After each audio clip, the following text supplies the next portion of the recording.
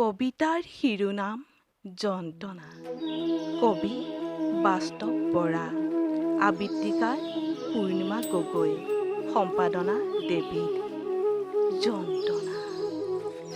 দুখোজ আগুৱাই দিওঁতে সাঁকোডাল ভাঙি পৰিল। মেটেকাৰ তলত নিৰুদ্দেশ হ'ল এটা মৰম টোপোলা। দেহৰ তাপমান শূন্যৰ পৰা বাগৰিছে।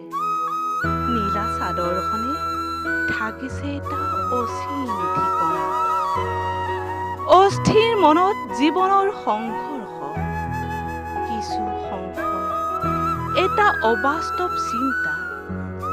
মুক্তি লাগে, কিন্তু মাতৃৰ কোলাত। অসহনীয় বেদনা, হৃদয়হীনা দেশৰ অলিয়ে গলিয়ে, প্ৰেমৰ সংজ্ঞা বিচাৰি দুৰ্দান্ত প্ৰতিবাদ। বন্ধু-বান্ধৱীসকল, ভিডিঅ'টো চোৱাৰ বাবে অশেষ ধন্যবাদ। যদি ভিডিঅ'টো ভাল লাগে, লাইক, শ্বেয়াৰ আৰু ছাবস্ক্ৰাইব কৰিব। ধন্যবাদ।